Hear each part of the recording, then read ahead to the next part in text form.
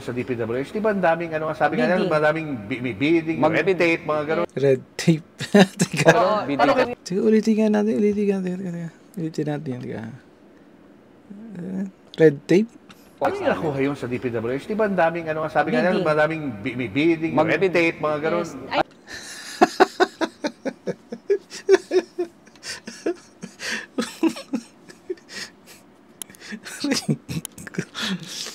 Di ako naniniwala na 10 million to. Bilang nag-YouTube, no, na papalabas ng mga about politics, ano. Ito na, na-curious talaga ako dito sa, sa kwento ng Diskaya, no, yung Sara Diskaya, at saka ni Curly Diskaya, na ipinalex nila sa social media, yung kanilang mga luxury cars. To the point na halos lahat na yata ng netizen ay gusto maging contractor. So, curious lang talaga ako. Panoorin natin tong yung kay Julius Babaw. Paano showcase ni Julius Babaw, kasi may issue kay Julius Babaw dito na naka-receive ng 10M. 10M, ang laki, no? Pero, panoorin natin.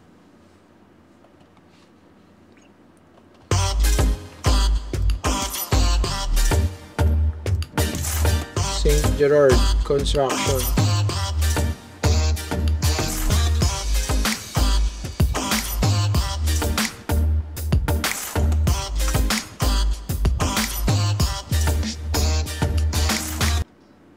Heavily edited talaga yung kargado ng B-roll. So, yan, yung B-roll kasi, tapos kakarga mo ng magandang soundtrack. Showcasing talaga ng flexing talaga ng ng wealth and yung properties na acquire ng mga Diskaya.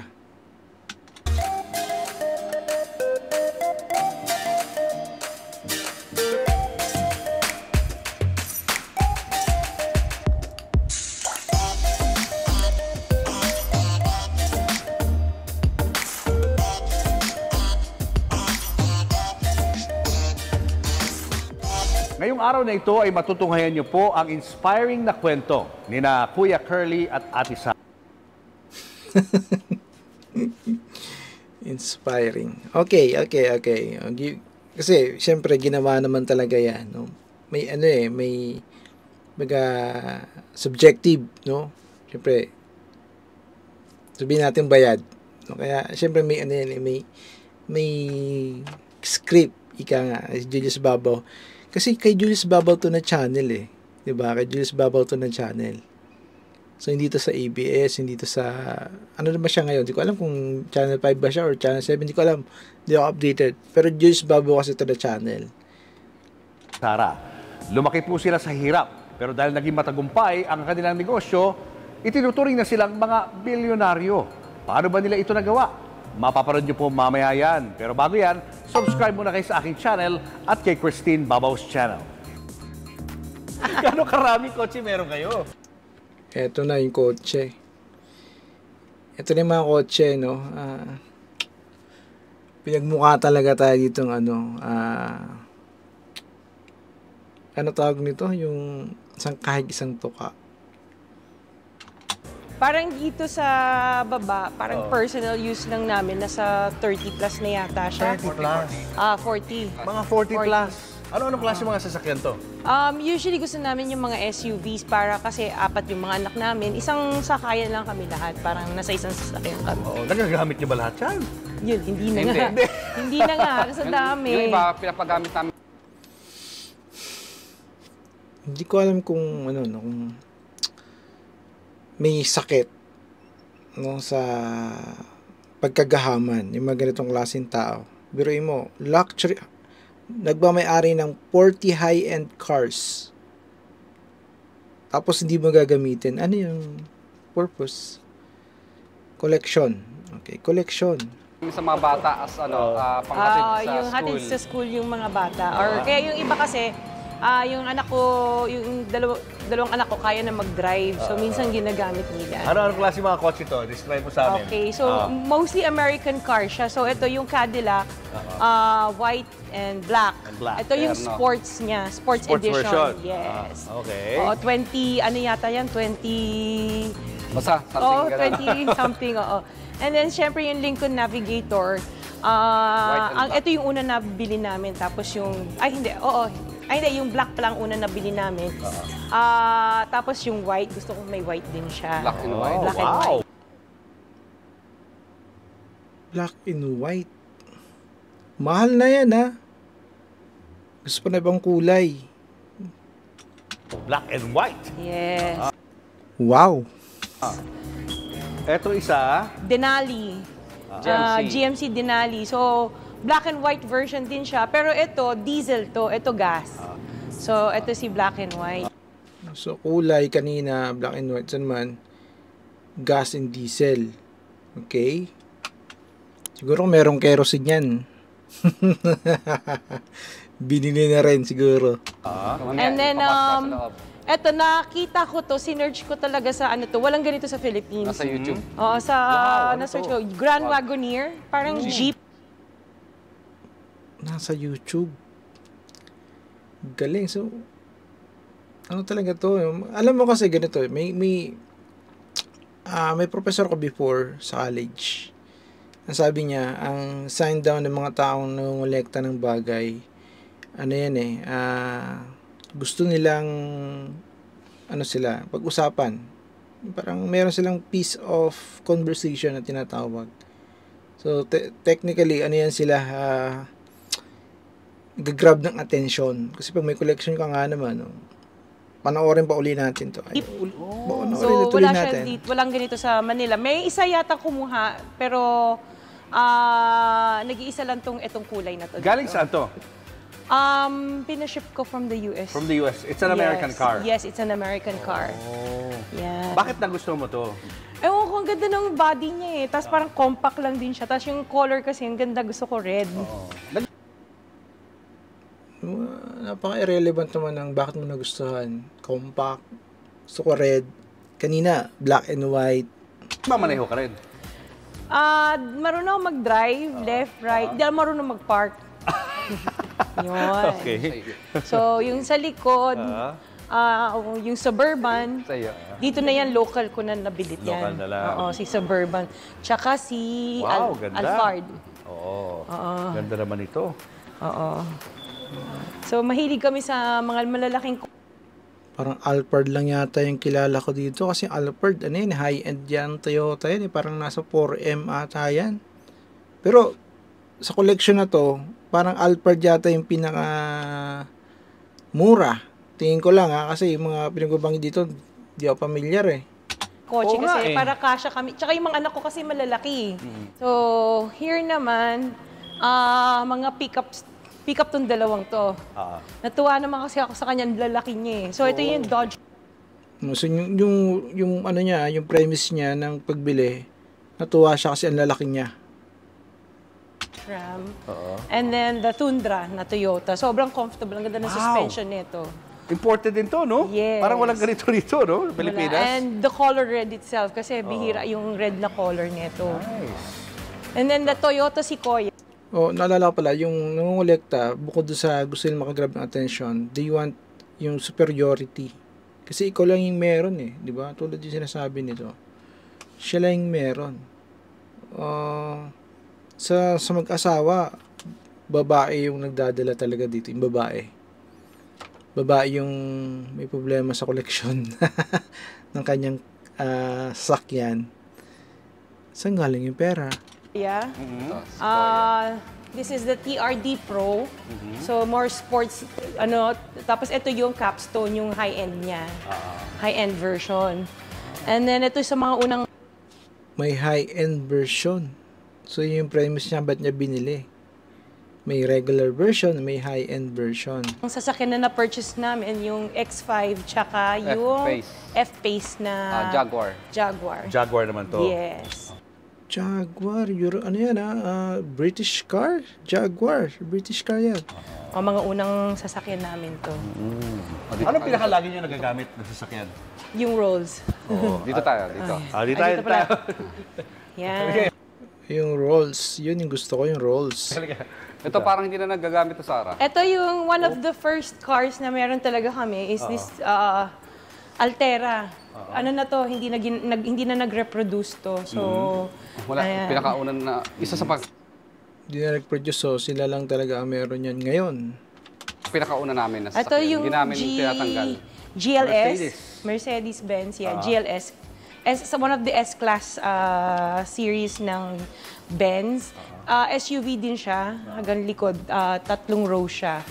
And then the Volvo Hanggang likod 3 row siya talagang. XC90. Ito yung gustong-gusto ko na dati na unang bilhin. Nung nabili na namin siya, hindi ko na ginagamit. Ang anak ko, ewan ko. Ba't binili mo? Hindi mo yung nagamit. Anak ko gumagamit nito. At least gagamit na rin pala. Yes. Ay, paano, no? Yes. Napakaswerte naman ng mga anak nyo. Oo. And this is one of the most expensive purchases na kotse noon. Nabili namin. This is the autobiography Range Rover. Range Rover. Oo. So, pinakamahal to noon nung wala pa yung mga nandun sa Pinakamahal ito noon. Flexing talaga. Flexing talaga yung ano nito. Yung drive nung vlog nito ni Julius Baba. Mga anong taon yan? 2020? 2020. Yes. Oo. Yan. Ito bago na. The Evoque. Oo, gusto ko sana maliit lang. Tsaka yung kulay niya kasi gusto ko red. Kanina gusto mong yung pick-up malaki. Gusto mo ngayon maliit. Tapos color red na naman. Yung premise ng pagbili, di ba? Parang wala mapaglagyan ng pera. And then, Defender. Nakita ko to sa Dubai. No? Nakita ko sa magazine. Tapos sabi ko, gusto ko ng ganito. Yan. Yun na yung level ng kayamanan. Pag may nakikita ka sa magazine, no, palabas sa YouTube, may hook o crook, bibilin ko yan. Hinintay namin dumating yung long wheelbase.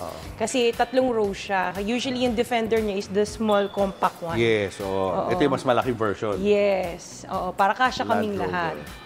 And then we have yung LM, yung Lexus na kakambal niya si Alphard.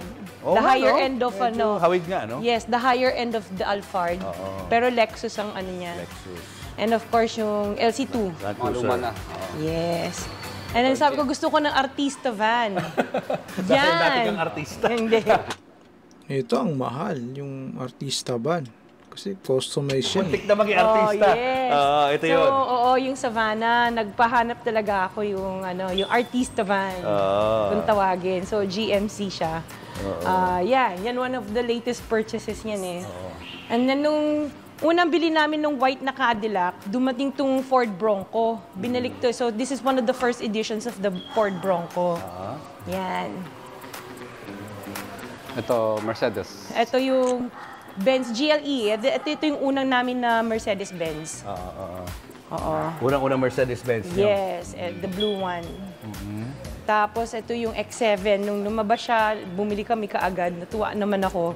Kasi ganito X7 din yan. siya. X7. Mahaba kasi Yes, siya. mahaba siya. Saka Kasya. malaki. Mas malaki siya sa mga normal na ng Mercedes-Benz. Tapos we have yung Sprinter. Isang artista van din siya. Oo, talagang showbiz na showbiz. Artista Hindi ba na kasi, naman? Ito naman for long drive, yung malalayo. Sobrang komportable niya. Tsaka yung loob kasi niyan, parang captain's chair yung mga nasa loob. Hindi ba siya malakas sa gas, yung mga sasakyan ninyo? Hindi naman. Hindi naman. Mga lalaki, di ba? Hindi na namin maramdaman kasi paiba-iba nga ng sasakyan. Kaya hindi namin alam kung gaano kalakas kumonsumo. Ito na, Tsaka syempre wala akong pakialam kung anong konsumo niyan. Dami ba naman yan eh. the Gladiator, this is my son's car birthday gift namin sa kanya to. Wow. So, pinalagyan niya ng kung ano accessories eh. Ito, This Porsche. is the Porsche, yes, Cayenne. Oo. Cayenne. Porsche Cayenne. Nakakita ako niyang Porsche Cayenne eh. Dun sa, may isang event kami napuntahan, mahal yan, nasa 20M ata yan, yung Porsche Cayenne. Sabi namin, gusto namin ano ng medyo parang sporty, pero hindi namin nagagamit. And then we have the... Hindi namin nagagamit. Ay, mo naman yan. Bumili, hindi nagagamit. Ang dami niya na, nakailang, nakailang point out na siya doon na binili niya na hindi niya ginagamit. Maserati. Maserati. Yes. Maserati, yan. May matindahan yan dito sa Pilipinas, yung Maserati. Member ka ng Millionaires Club dapat dyan. Multi-Millionaires Club. So, nung lumabas siya, bumili kami na Maserati, itong model na to. Hindi rin siya nagagamit. Anak ko rin ang gumagamit. Hindi rin siya nagagamit. Grabe. Ito, this is one of talagang gamit na gamit namin to. This is the G63. Matte finish eh. So, very rare yung ganitong kulay. Gusto niya talaga yung kakaiba siya. To establish superiority among others. Kasi, piece of conversation nga naman talaga yan. Tuwan-tuwa ako. Madaming nagkakagusto nito eh. See?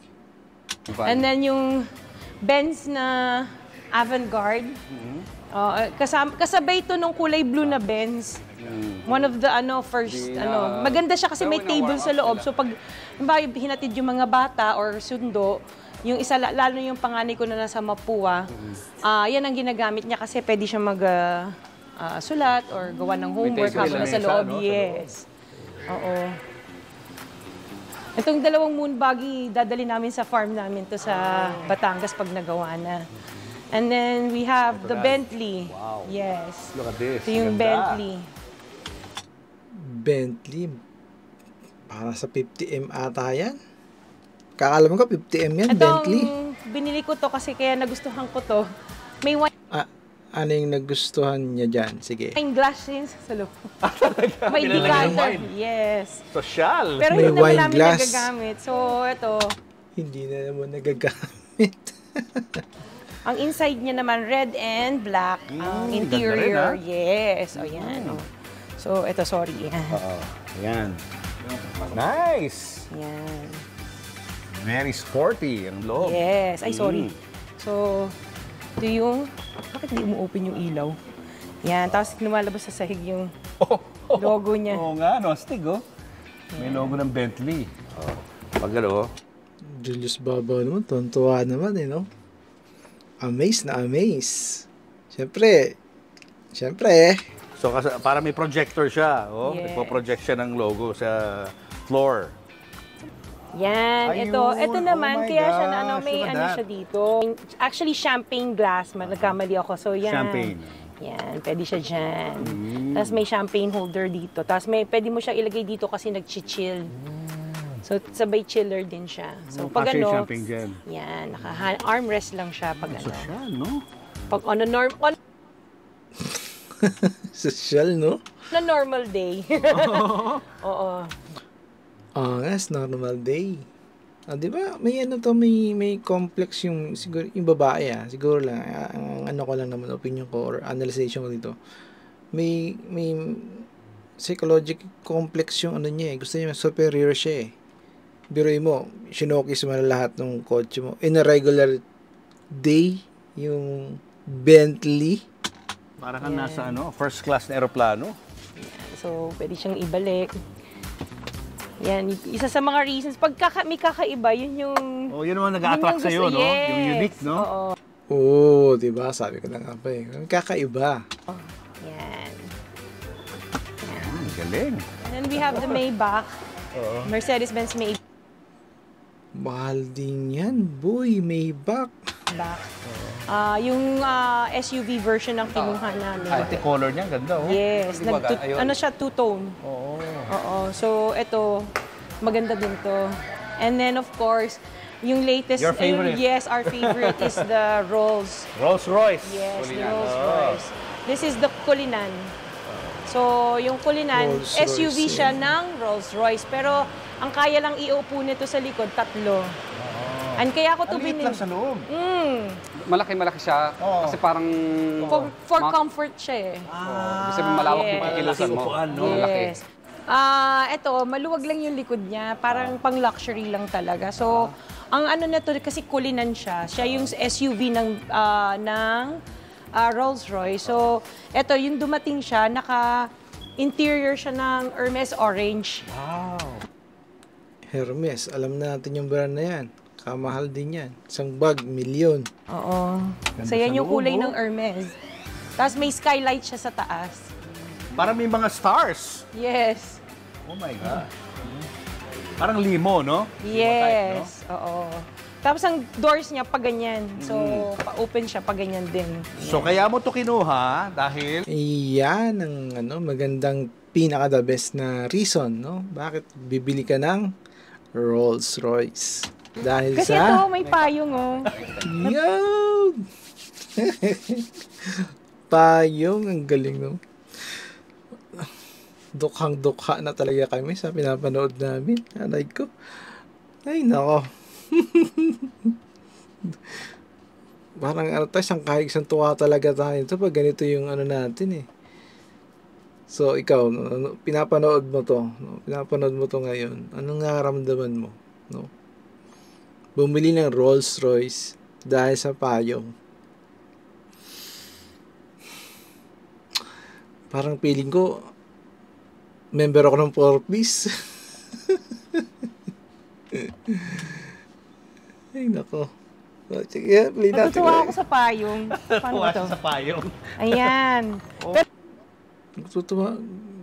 Grabe, hype na hype naman si si Julius Babaw. Pero hindi ko pinagagamit tong payong na to. Hindi pwedeng gamitin. Oo, kasi mahal yung payong. Oo. Yan. Ganda So, ito na. yung payong niya. So tig-isang payong yan. Yes, on both sides. Ayun. So, yan yung Okay. feature niyang rolls na kaya ako siya nabili kasi tuwa ako sa payong siya. Grabe talaga, natuwa sa payong. Oh, yung mga tupad members dyan. Kung gaano kaluwag. Sumakay pa nga. Ayun. Uy, maluwag nga. Laki ng legroom. Yes. Very comfortable sa loob. Tapos, meron pa siyang, ano ba to? Yung table niya. And may TV din siya. Yan. Yan yung neto. Features netong kulinan. Magkano naman yung ganyan? Aha! Parang, chinek ko sa internet, yung Rolls-Royce, 57 million yung presyo niya. Kasi 1M yan eh. 1M, yun yung parang base price ng Rolls-Royce eh. 1M. Dollars ha, dollars. So, more or less 57. So, base pa lang yun. Siyempre, iba pa yung mga customization yan. Pagdating naman sa business, anong naitutulong nito pag nakitang marami kayong mga sasakyan? Eto yung reason. No? Ano pala to? Business moves. Kung bakit marami silang luxury cars na nakaparking sa kanilang garage. Yun nga, yung sa business side, syempre your clients come here and nakita nila, pagpasok, pag nagpa-park sila dito, ang dami yung gandang ng kotse, kanino yan. Sa amin lahat yan yung luxury car. So, Ooh. they know that we have the capacity Okay. to execute a project. Parang ito, parang part of our resume.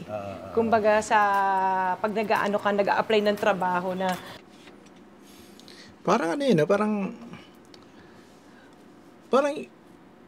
wrong judgment yung showcase ng ganito sa sa social media.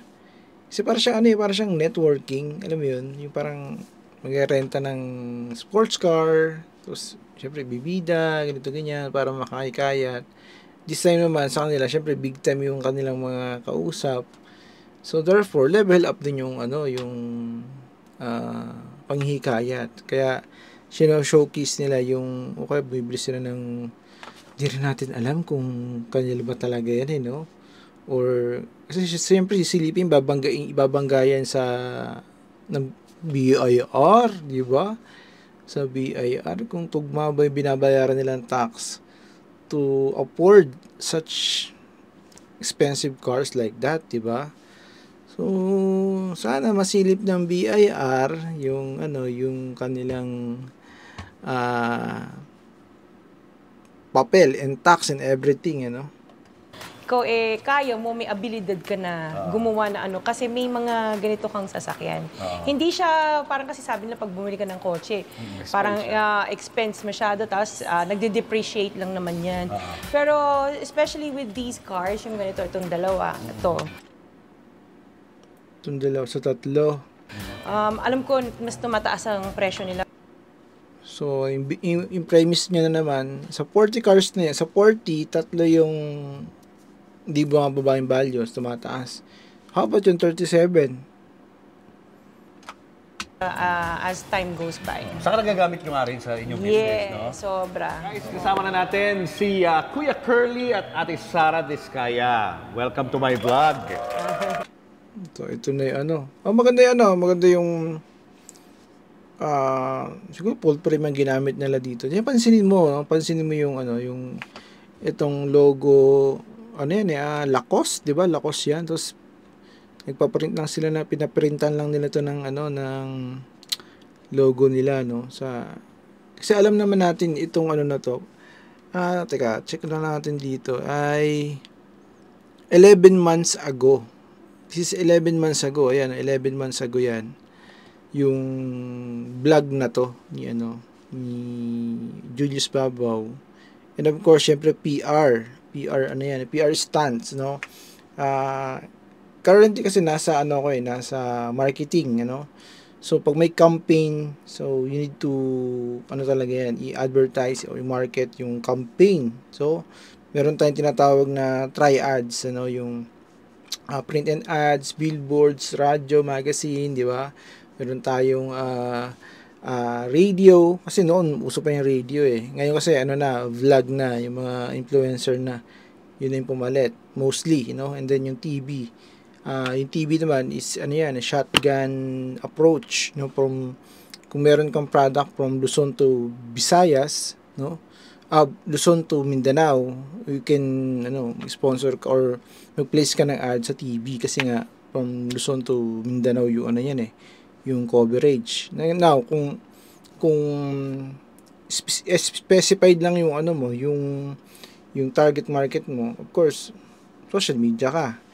And kaysa magpa-billboard ka, mahal din yung billboard magbayad ka na lang 10M kay Julius Babaw, diba? Napaka-inspiring ng kwento ng buhay nyo. I'm sure marami mai-inspire sa ating kwentuhan. Inspiring talaga sa social media ngayon. Ang daming nang gusto maging contractor, Parang nag-boomerang sa kanila. Kaya naman ito pinapanood natin. Kasi kay Corina Sanchez, balita ko binura na. Kasi hindi ko na rin makita, Pinapanood natin ito ngayon para sakaling burahin, may files tayo dito sa ating channel. Ngayong araw na ito. Simulan muna natin. Siyempre, nagsimula tayo, hindi naman kayo well off when you started. Yes po, opo. Talagang nagmula kami sa talagang walang-wala talaga. Siya. Kami, lalo na ako. Ngayon nga, parang nananaginip pa rin ang pakiramdam namin na paano tayo nakarating sa ganitong tagumpay. Kaya inaalala namin lahat yon, kaya minsan binabalikan namin. At tumutulong kami dahil dama po namin talaga ang talagang tunay na buhay ng isang talagang walang-wala.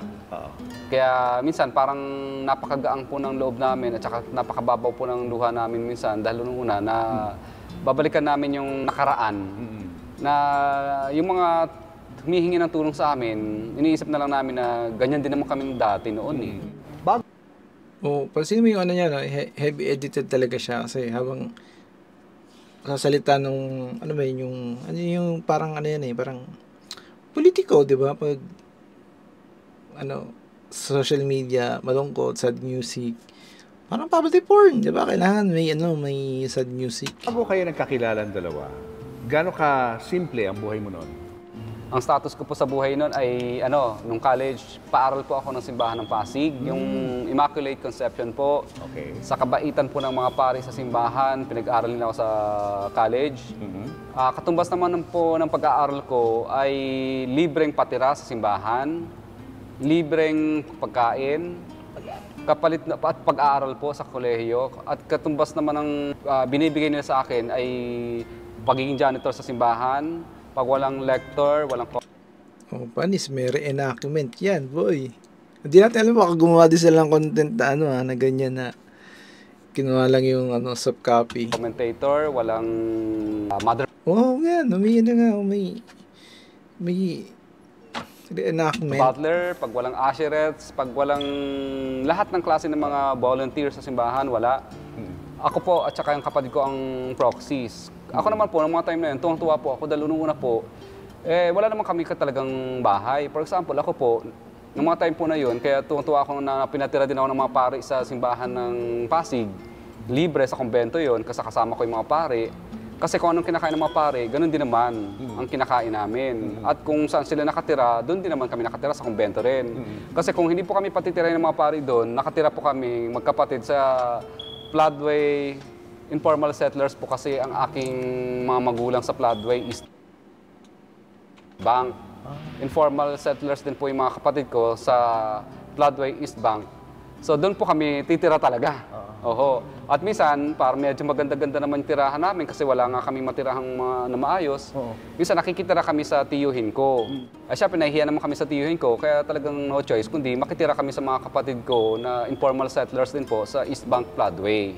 At saka yung nanay ko, nandun din. Pabigat pa po kami. Pero sa pamamagitan ng libreng pagpapatira sa amin ng mga pare sa simbahan ng Pasig, nakakapag-aral na kami, nakakalibre kami ng pagkain, libre tirahan.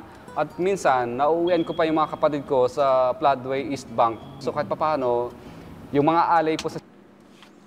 Pansinin mo yung niya, yung itong sapatos niya, Dolce and Gabbana. Ano yan? Mahina sa 100,000 yan. Yung sapatos na yan. Sa simbahan, nahihingi ko sa mga pare. Kagaya ng sardinas, dilata. So nahihingi ko po yun sa mga prutas. Binibigay naman nila kaya sa mabulok nga lang naman. Pagkatapos, inuuwi ko po yun doon sa mga kapatid ko sa Floodway kasi at least may pandagdag. Masayang-masayang puso ko dahil hindi man ako makapagbigay ng pera sa kanila, nakakapagbigay naman ako sa kanila ng pagkain. Kaya minsan, every other day, iniipon ko yung mga alay, pag tinatanong ko yung mga pare, kailangan niyo pa ba ito, Father, itong pagkain na to? Siyempre, hindi naman nila kailangan kasi sagana naman sila sa pagkain. So, hinihingi ko yun, inuwi ko sa mga kapatid ko at sa nanay ko para may pandagdag, makatikim sila ng masarap na pagkain. Opo. Ikaw naman, Sarah, kamusta naman ang kabataan mo? Saan ka ba lumaki? Bata ako, lumaki at pinanganak sa United Kingdom. And then, ang parents ko both OFW. So, yung mom ko and dad ko, yung mom ko domestic helper and yung dad ko waiter. Pero nagwe-waitress din ng mami ko. Ang life namin, hindi naman kami mahirap. Parang middle class naman kami ang buhay namin. So, nabibili namin yung gusto namin. Pero hindi yung mga branded or ano, wala kaming ganon. Hindi naman kami pinalaki din ng parents ko na ganon. So, simple lang, I went to a private school dito sa Pasig, si Colegio del Buen Consejo or CBC. And then, nung college, La Consolacion Mendiola, Manila ako. And then, nag-transfer ako sa Pasig Catholic College kasi medyo malayo ang Maynila. So, yung Pasig Catholic College, dyan ako nagtapos ng college ko sa business management. Yan. Nag-artista ka raw dito? Sinubukan mong pumasok sa showbiz? Oo, yung lola ko kasi mahilig kay Nora Honor noong time na yun. So, nung kasi inuwi kami ng dad ko para yung mom ko makapag-work doon na... Oo, may tsura naman si itong Sara Diskaya. Pwede rin na nag-try siya mag-artista. Kita naman may itsura yun. Siyempre, abroad Yung hindi siya hirap So, inuwi ako noong 1982 or 83 yata yun. Grade 6 ako noon. So, nag-study ako sa Colegio del Buen Consejo din noong time na yun. Tapos lola ko, pinapasok ako sa pag-aartista. Yung Little Miss Noranyan ako ng lugar na to, tong Bangbang. So, yun. And then, sa mga labas ni Nora sa, ano yun, yung Superstar Show. Tapos may mga show siya, sumasama ako. Sinasama ako ng lola ko, nagpa-perform ako nagsasayaw kami ng mga kasama ko. So, yun. Pero nung nalaman ng mami ko na lumalabas ako sa TV, wala pang 1 week, pinabalik na ako ng UK kasi masisira daw pag-aaral ko pag nag-artista daw ako. Yun yung bata-bata ka pa, no? No, oo. Sobrang mas bata. Ka bata. pa. Yes. Oo. Pero imagine, no, kung nagtuloy-tuloy ka, baka ano ka na rin ngayon. Child star. Hindi na child star, baka serious. So, pansin ko bilang naggumagawa ng content tsaka ng videography tayo, no. Ayan, meron siyang establishing shot. Yan yung establishing shot yan. Na hagip silang production talaga to, yung ano na to, itong content na to. Just actress ka na ngayon kung pinagpatuloy mo yung career na yun. Yes. Tapos may isang camera doon sa 3, isang camera dito sa 2. Siguro hindi inadya ni Lord na mangyari silang yun. dalawa Kasi lang. kung hindi, baka hindi tayo nagkatagpo. Ayan, yan ang pag-uusapan natin. Medyo magkalayo yung mundo nyo, no? Hindi kayo pareho ng klase ng buhay na pinalakihan. Paano kayo nagtagpo? Nasa college, yung transfer kasi ako from La Consolacion. So, I transferred to PCC. So, naging kaklase ko siya. Syempre kasi I grew up for a long time in the UK. So, may accent ako. So, may gawa ako. Pag halimbawa, hindi ko feel yung pagre-report ko, i-accent ko, tapos bibilisan ko. Para sabihin ng professor ko, sige, okay na yan, ang galing mo. So, yun yung ginagawa ko. Nasa likod siya, kasama niya yung friends niya. Pinagtatawanan ako. Inaras ka ka. Sabi, kasi syempre, very distinguishable yung accent ko. Sarap pagtripan. Sa American English, so kakaiba sa tenga. American English, UK, di ba? Yung ano yun, Brit, di ba? What's up? So it's pussycat. Ganon, di ba? American English. So siya, yun, Naguluhan tuloy ako, ha? Tatawanan ako, tapos may nagpapakilala na siya, tapos, ewan ko. Actually, yung pagpapakilala ko noon, nilakasan ko lang din ang loob ko na magpakilala sa kanya. Pero, syempre, bilang talagang walang-wala sa buhay dati before, parang yung confidence mo sa sarili, para bang, ay, nakakatakot maging ka-date yan, nakakatakot ligawan yan, kasi baka may kaya sa buhay yan, kasi may accent sa pagsasalita. Baka mamaya magyaya ng date yan, hindi ko ma-finance yung ano niya, date namin. At ako ang magbunot ng pangbayad, patay. Sabi ko, yari. Patay ka. Kaya minsan nakakatakot na yung makadate. Kasi baka mamaya sa bunutan, siya pang bumunot ng pangbayad. Okay. Oo. So, tsaka nung mga time na yun, wala ako talagang masyadong pang-date. Hindi ko alam kung paano ko didiskartehan. Kung sa akin lang alam kong diskarteng kalye. Kalyeng panliligaw. At tsaka walang date-date kasi hindi nangangailangan ng pera yung mga ganong klase ng style eh. So, paano ka dumiskarte ngayon? Kadalasan, dahil naging pumasok ng pagmamadre sa simbahan. Yes. So, doon ko siya... Pumasok ka? Yes. Para magmadre? Oo. Actually, nung 15 ako, when we first arrived here, may calling ako. So, okay. Nag-try ako pumasok sa convent. So, for 3 months, nasa convent ako. And tapos, pinalabas ako para mag-search kung saan ba ako, kung sa labas ba ako or gusto ko ipagpatuloy. Nag-apply ako sa Santa Clara de Montefalco. Gusto ko maging mongha. Oo, mongha. Parang hindi ka panipaniwala yung mongha. Kaya lang, sabi ng lola ko, if pupasok ako sa kumbento, hindi daw niya ako mapapatawad. Kailangan kasi isa sa vows na titake mo, detachment from family. So yun ang hindi ko... Kaya ko lahat, hindi ko pa kayang i-detach yung sarili ko sa family. Hindi ko pinagpatuloy. Ikaw ba, Kuya Curly, nag-isip ka rin na magpare? Kasi di ba, scholar ka ng mga pare eh. Dati, nag-isip talaga ako na maging pare. Kasi nakikita ko yung mga pare, napaka-simple nila, parang wala. So, yung camera ang gamit niya, 4. Establishing shot, 3 sila, 2, isa-isa. Wala silang problema. Pero ang paraan ko Tama noon ka pa, para tama ka. mag-isip ng pagiging pare ay para takasan ng kahirapan. Oo. Kasi sabi ko, kapag naging pare ako, wala nang problema. Wala akong asawa, wala akong anak. Ang gagawin ko na lang, tutulong na lang ako ng tutulong sa nanay ko at sa mga kapatid ko. Para yung kinikita ko bilang pagiging pare o ano pang mga klaseng mga donasyon, ibibigay ko na lang doon sa mga kapatid ko na talaga naghihirap. So yun ang talagang tunay na plan ko.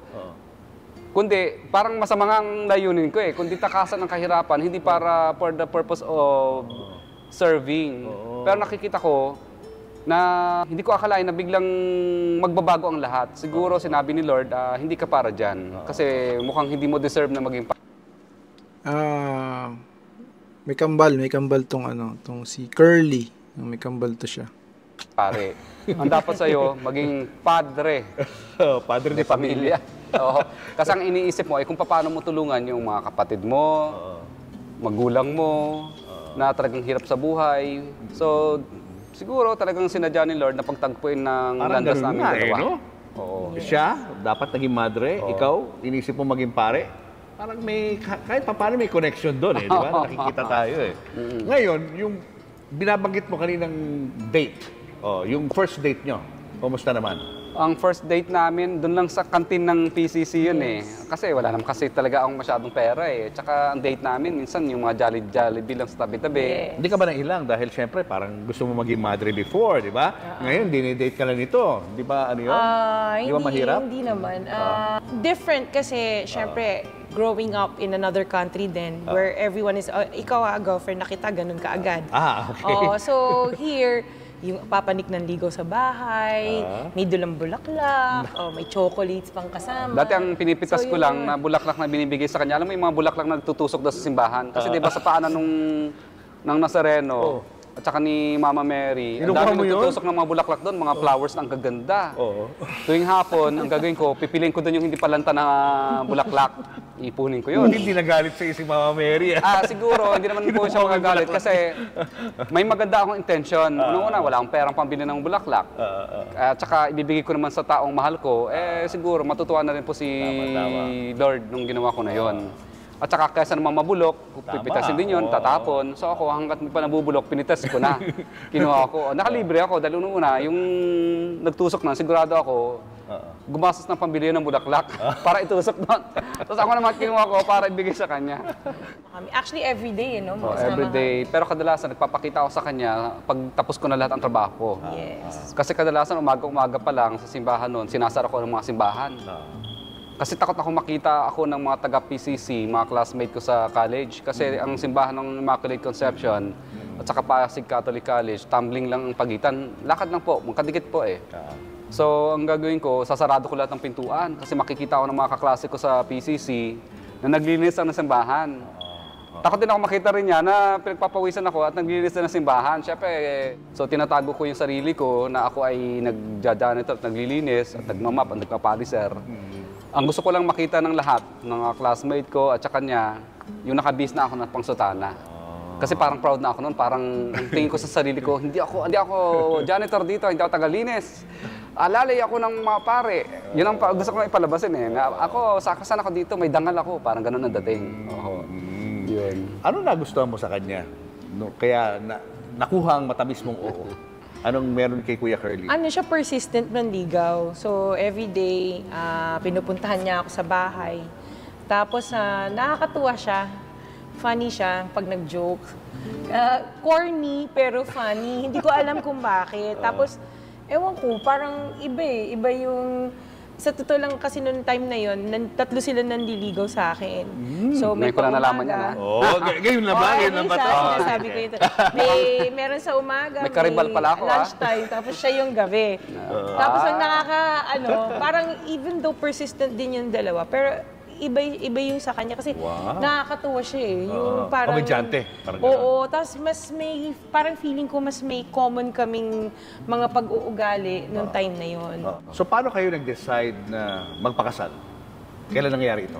Nung una po, Ayaw talaga, niya. takot ako magpakasal dahil wala naman talaga akong budget para sa pangpakasal eh. Ang gusto ko lang po, kahit nga sa West, takot din ako dahil parang inisip ko Hindi baka pa siya mahal. ready. Oo, tsaka hindi talaga ako ready noon. Dahil nung sabi ko, paano yan? Hindi ko alam kung saan bubunutin yung pambunot. Oo.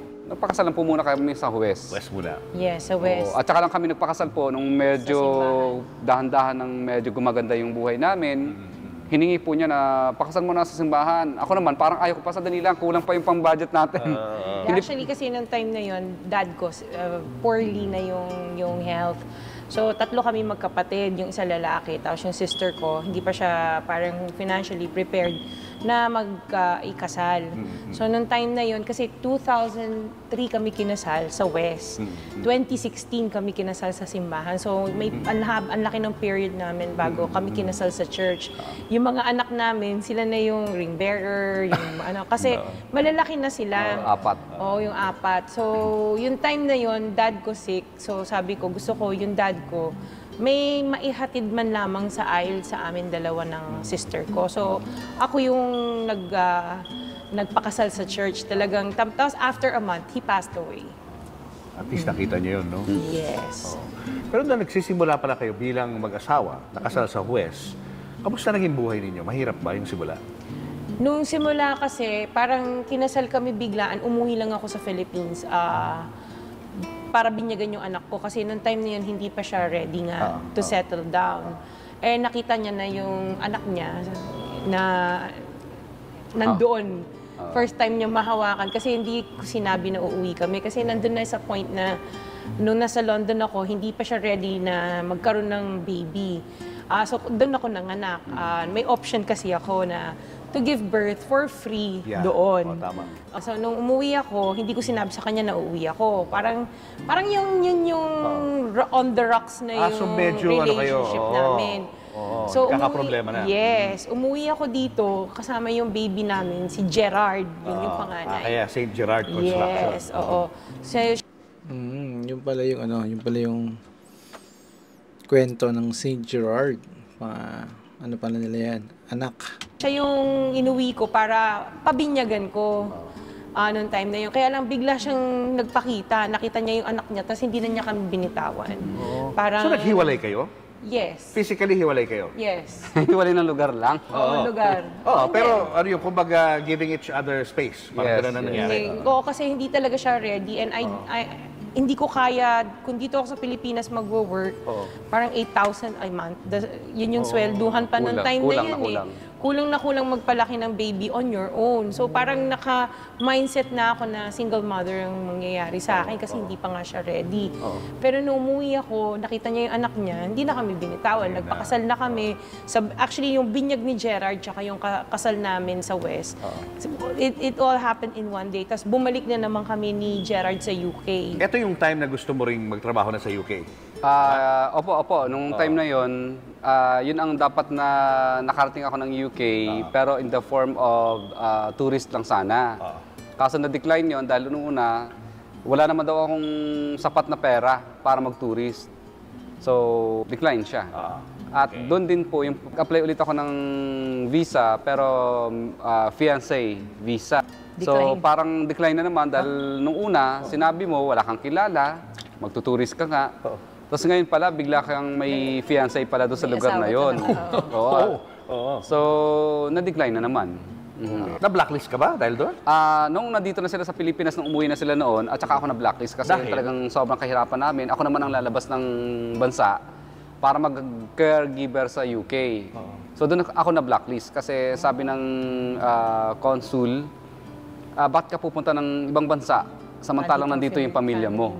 So, parang walang reason. So, blacklist ako dahil 10 parang years blacklist. 10 taon na blacklisting.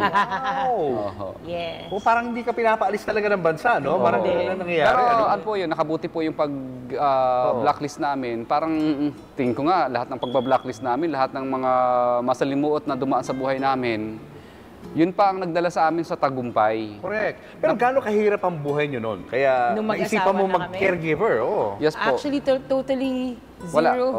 Nabenta yung kotse namin, yung bahay Yung bahay namin namin na nailit na ng bangko. maiilit na, hindi, yung isa maiilit na, Oo. binenta na namin ng tuluyan. Kasi wala talaga. Tapos yung bahay na tinitirhan namin, parang lupa ng parents ko yon, tapos tinayuan namin ng bahay na simple Tahian, lang. ginawang tahian, Ginawa nalugi namin din. tahian, oo, na nalugi. Kaya bumalik uli kami sa construction. Pero talagang yun yung time na So, may construction hindi mo nga alam. kami, wala namang kaming project Yes. ng mga time na yun. Ang hirap makahanap ng project, ang hirap Nangungutang ka sumali kung sa bidding. saan-saan. Walang-wala talaga kami. Sabi ko, sige kasi nagtatrabaho ako nun sa John Robert Powers as an English teacher. Punta akong Singalong. Kinukuha ko yung pera. Umuulan talaga nung time yan, di ba, undoy. Baha na sa Singalong. Naglalakad ako. Alam niyo, parang sa pelikula na naglalakad ka na tumutululuha mo. Parang awang-awa ka sa sarili mo. Oo. Kung paano ko ibasa sa uli yung inutang mo, yun ang pinakamahirap sa lahat eh. Kung paano mo gagawa ng paraan. So inaaway na kayo ng mga naniningil? Actually, nung nangutang kami may mga friends kami na yun yung malaking tulong na pinautang kami. Pero alam din nila kasi contractor din sila. Yung pinautang sa amin, parang pakikiusapan mo na, ate, baka pwede sa susunod na ano. O sige, walang problema. Very Mabait naman maluwag naman. Doon yung parang medyo ginhawa, no? Pero yung, syempre yung sa bangko, yun yung wala kang magawang paraan. O yung kotse namin na binili, second hand na nga lang namin binili. Hinatak pa. Hindi, yung si Global the win yan. Hindi, yung isa. Yung kotse natin ngayon, yun iniwan na natin. Si Adventure.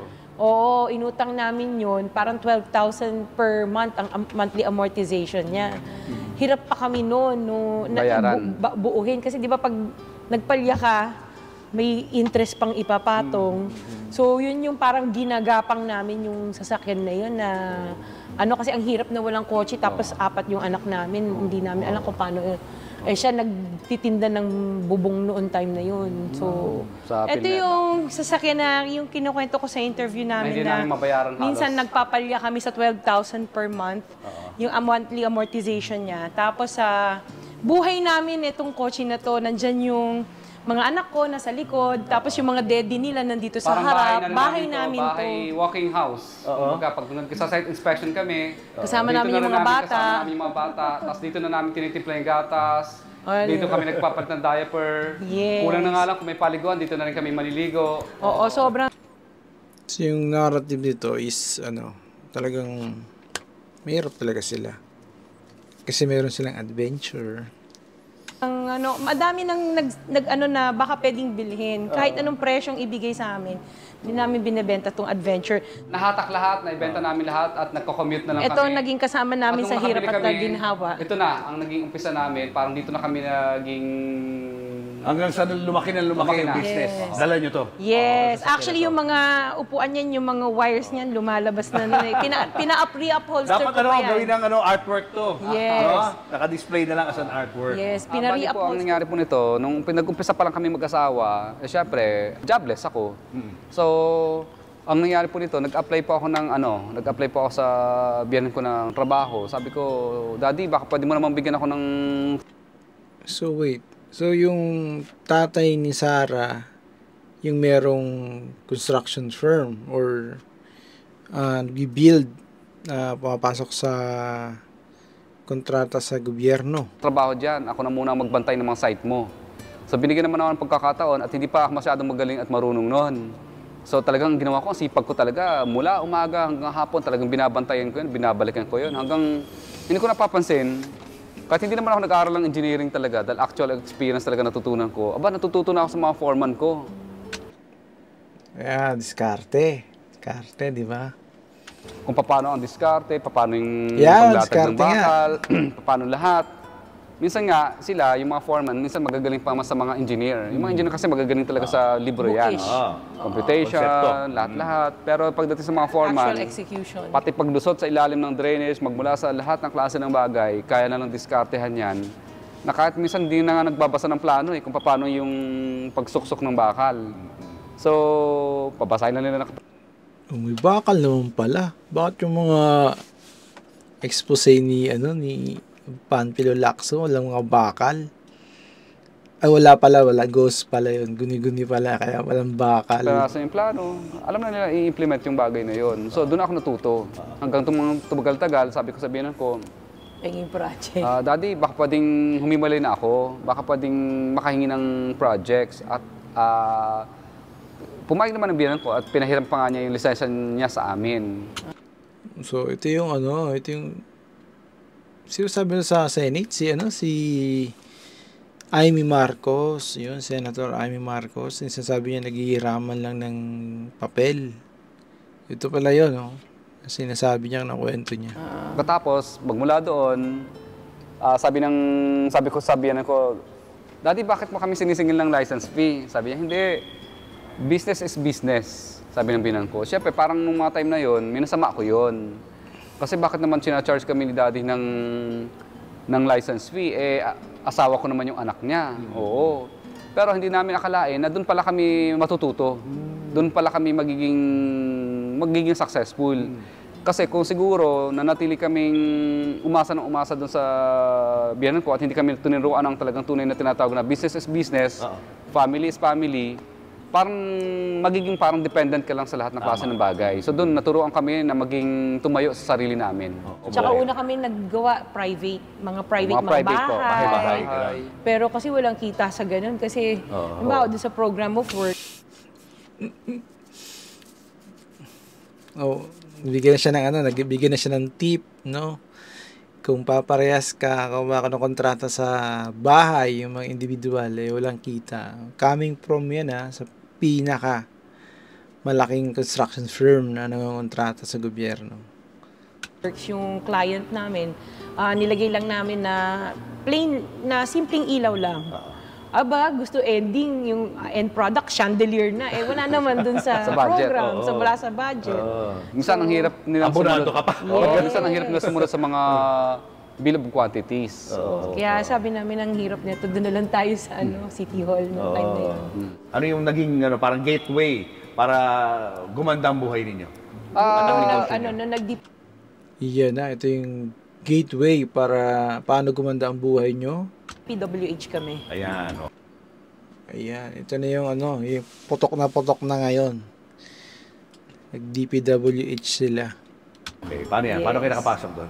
Bali, nakapasok kami doon, nagbid lang at saka nagkaroon ng opportunity at ginanda lang namin po ang gawa namin, tuloy-tuloy. Maliit na project to? Maliit lang po, hanggang lumaki, hanggang nagtuloy-tuloy po ang mga experience namin, hanggang naging malalaki na po yung mga projects namin. Ano yung nakuha yung sa DPWH? Di ba ang daming, sabi nga nila, daming bidding, red tape, mga ganun? Yes. Ay, wala. Bid lang po. Red tape. Paano kayo nakalusot doon sa bidding? Yung prices namin lower than Lower? Yes. Mga gano'ng kadaming project nyo sa isang taon? Nung time sa na yun, gobyerno? parang 10 Sige, ulitin natin. Red tape? Po ang gawa namin, tuloy-tuloy. Maliit na project to? Maliit lang po, hanggang lumaki, hanggang nagtuloy-tuloy po ang mga experience namin, hanggang naging malalaki na po yung mga projects Ano yung nakuha yung sa DPWH? Di ba ang daming, sabi nga nila, daming bidding, red tape, mga ganun? Yes. Ay,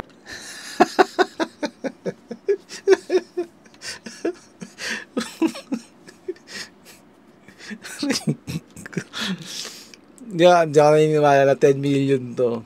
Kasi may red tape Di ba? Parang suggestive yung tanong, no? Leading yung tanong, Your Honor. Hindi, bid lang po. Bidding. Paano kayo nakalusot doon sa bidding? yung prices namin lower than Lower? Yes. Mga gano'ng kadaming project nyo sa isang taon? Nung time sa na yun, gobyerno? parang 10 yata, masaya na tayo. Parang dati noon, pag umabot na kami ng mga 50 million, Wow! na maliliit. na maliliit, na maliliit na. sama-sama. 4M, 5M, parang accumulated. Masaya na kami. Pero nung tumagal-tagal po, parang na-overwhelmed din kami at minsan, pangit din palang kumuha ng napakaraming maliliit. Parang mas maganda pala na kumuha ka na lang ng kahit mga isang malaki o dalawang malaki para yung pagbabantay at monitor mo, dalawa lang halos. Kaysa kumuha ka ng 10 maliliit na tag 5 million o di ka tag 10 million. So yung management mo, hindi ganun karami at hindi rin karami yung set ng equipment na pwede mong gamitin sa... Pati documentation niya. Pati documentation niya, mahirap pag masyadong marami. Anong malaking project ang nagawa nyo na nagpabago ng buhay nyo? Actually, marami. Kasi nagsunod-sunod Sunod-sunod na. Nagsabay-sabay. Confirm na yung itong Diskaya na companies, no? Marami silang nakuha. Sa kanila na mismo nang galing. pa nga eh. Tapos, dahil sa mga ahensya ng gobyerno, hindi ko mo naman talaga kailangan ng sobrang laki ng puhunan kasi may mobilization naman po yan.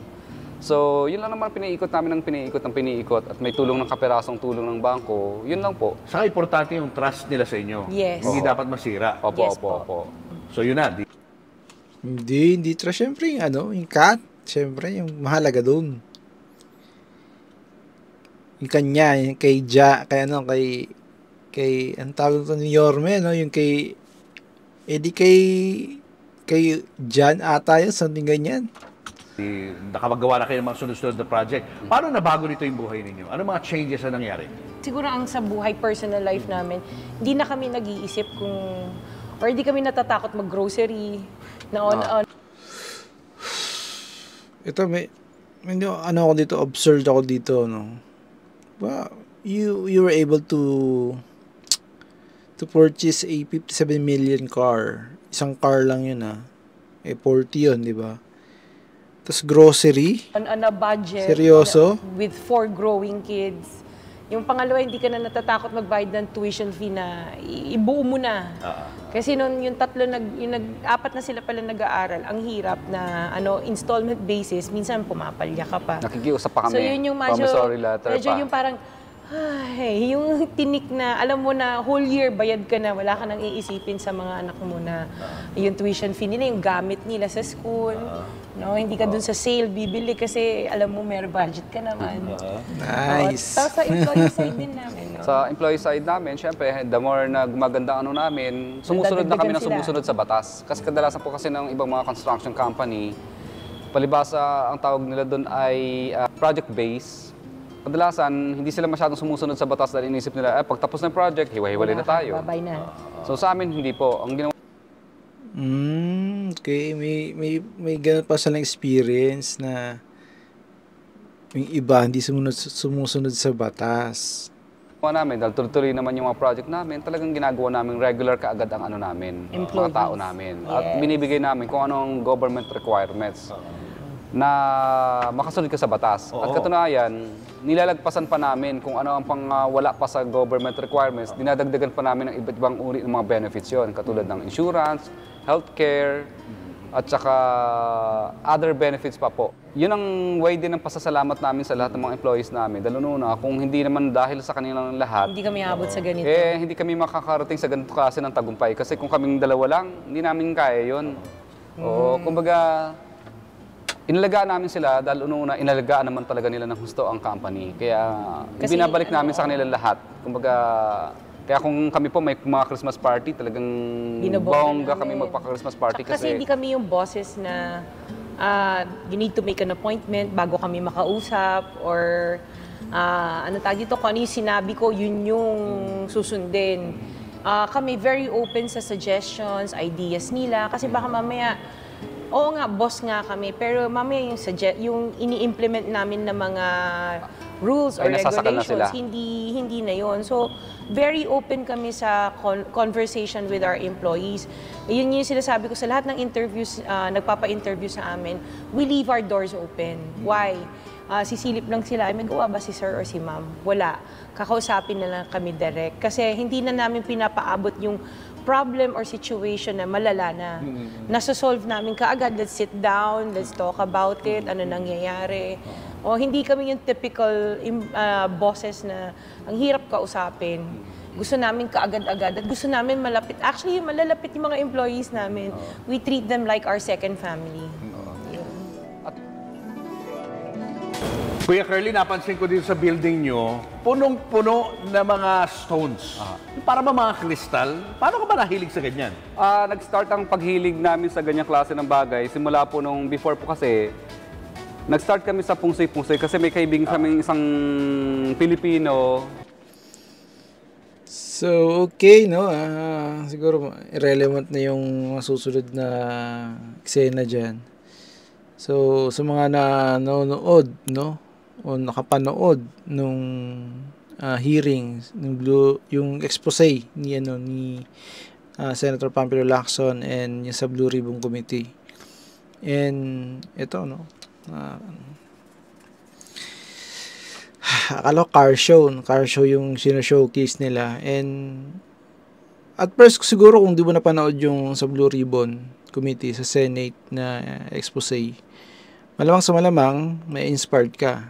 Eh ngayon siguro kung magkakapalit kayo ng kalagayan ng Diskaya family, eh hindi mo ipagpapalit yung kalagayan mo kung ano meron ka ngayon, dahil una-una nakakatulog ka, 'di ba, na mahimbing, no, kasi wala ka namang dinaya. And then sana nga, no, masilip ito ng BIR yung mga pera na pinurchase sa mga luxury cars na yan. Hindi naman sabi na yun, naiinggit. Hindi eh. Parang tingin ko dito, mapa-BBM ka, mapa-DDS ka, mapa-pinklawan ka, o mapa-anong mang kulay ka sa politics. Kung ito yung mapanood mo, o yung reason bakit sila yumaman, eh dahil sa ghost project sa DPWH. And dapat talaga concerned tayo dyan kasi taxpayers money yan eh. Pera natin. Pera natin yan. In short, pera natin yan. Yung deduction mo sa payroll mo, yan, pera natin yan. Yung napupunta sa mga ganitong klaseng transaction. So, hindi na usapin dito kung DDS ka, BBM ka, pinklawan ka, or what color meron kang sa politics natin ngayon.